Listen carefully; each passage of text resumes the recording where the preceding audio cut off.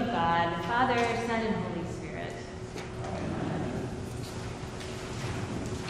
So after the wildness of the Christmas Eve services around here and the fun of the pajama service on Christmas Day, my family and I took a few days and went on vacation to a beach in Florida. And we've vacationed on the Atlantic coast before. We go most every summer to Bethany Beach in Delaware. But this experience of the coast in Florida was surprisingly different.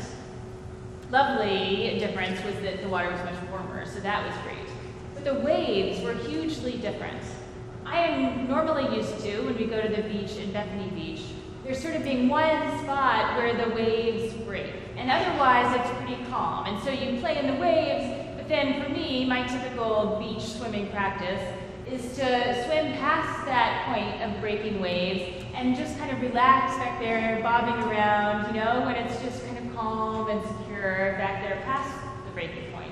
And there are several yards of waves that you kind of have to make your way past to do that. There is some danger zone there. But I know that once I reach the other side, all will be well. When we were on the beach in Florida, we looked out at the ocean and it was nothing but waves. Waves as far as the eye could see, and they were breaking all over the place, completely unpredictable, often breaking all at one time. And so I just stood there trying to figure out what to do because my normal way of going past the waves was clearly not going to work. So I was there sort of waist deep in water, looking out at these waves and feeling very vulnerable for my children and for myself, and kind of paralyzed because I couldn't do what I was used to doing. This whole place was danger zone. And it occurred to me as I looked out at those waves that my usual practice of beach swimming is actually a really good metaphor for my usual preferred practice of life living. I would very much prefer to know when the hard pieces of life are going to come. I would like to be able to know that once I swim past that point, there is going to be a place of calm and safety. I would like to have one thing come at a time, thank you very much, so I can sort of steel myself to meet it. But of course, we know that that is often not how life works. Sometimes those waves are just coming at us, and sometimes they don't come one at a time, and sometimes they don't break in a place that we'd expect, and sometimes it goes on, and we find ourselves in a sort of danger zone, and we can't see the end of that. And I think that is exactly where the people in our Old Testament story find ourselves this morning. The prophet Isaiah is speaking to people who have been conquered by the Babylonians. They have been sent off into exile far away from all that they know and all that they hold dear. And they are frightened for their futures. They are feeling abandoned by God. They feel like they are on the precipice of extinction, and their faith is threadbare. And into that desperation, into that impossibility, comes this beautiful promise from today's reading. Do not fear, for I have redeemed you. I have called you by name. You are mine.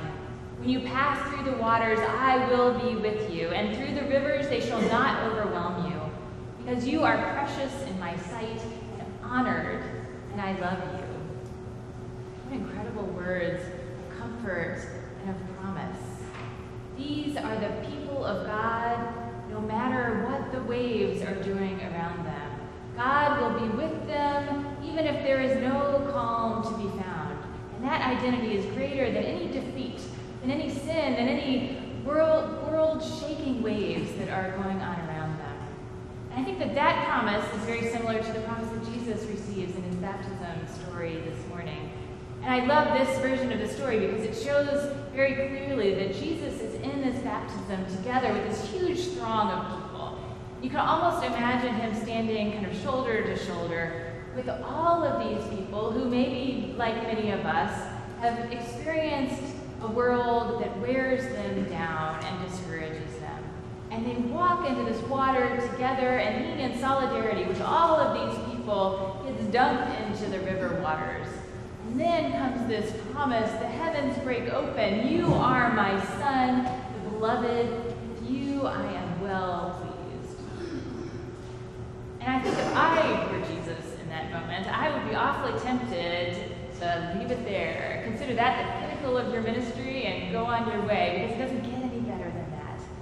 But of course we know that is not what Jesus does. Jesus heads straight out from hearing that promise to the desert wilderness of trial and temptation. Jesus heads straight out from that incredible promise into his ministry in the world where very often he is rejected by everyone around him. He is abandoned by the people he calls to be his disciples. He is tortured and put to death. And yet somehow, through all of those waves that are battering Jesus from every side, through that undertow that is just struggling to pull him under, somehow those promising words echo through Jesus' very life and his ministry. Beloved, well pleased, my son. And somehow those words, you can imagine, strengthen him and sustain him for all that is to come. Now, Jesus is God's son, and he is not exempt from pain and suffering. And the Israelites were God's chosen people, and they were certainly not exempt from pain and suffering. And we, despite our best efforts, despite our best intentions, despite our faith, despite our baptisms, we are not exempt from pain and suffering, as we all know. And in fact, I think sometimes we wish we could hear these same words of promise, because we as Christians know that life is no easier for us than it is for anyone else. We are not promised any certainty of a future in this life. We are not promised that blissful happily ever after that we sort of wish might come our way. And so the challenge for us, I think, is not to avoid those waves that are certain to come, not to duck under, and not just to endure them, hoping that we're going to make it out to the other side. I think our true challenge is to figure out how to live in this moment. Because this moment somehow, I think, contains all of life. So how do we live wherever we are, no matter what those waves are that are battering us from every side? How do we live fully? How do we participate? How do we live authentic lives in this moment? And I think that leads us to the font. The waters that are in this font might look calm and they might look harmless, but don't be fooled. These are the waters that moved over the deep at the beginning of creation. These are the waters of the flood before all things were made new. These are the waters that Moses led the people through from slavery into freedom. And these are the waters of Jesus' baptism that led him into wilderness and testing. And these are the waters of our baptism, whatever may come. And we are not promised that we will be given smooth sailing. I think quite the opposite, because these waters may look shallow, but they are incredibly deep. We cannot just dip our toes in. We can't just dip our foreheads in. All we can do, I think, is take a deep breath and plunge in.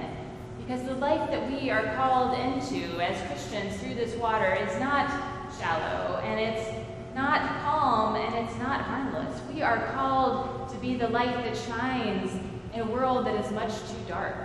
We are called to be voices of truth, calling out in a world that is full of confusion. We are called to be comforters, reaching out our arms of love in a world that is too full of pain. And as hard as all that might seem, as impossible a task as that might be, I think we can do it in any moment in which we find ourselves, precisely because it is through these waters that we encounter a God who is willing to do anything, go anywhere to be present with us.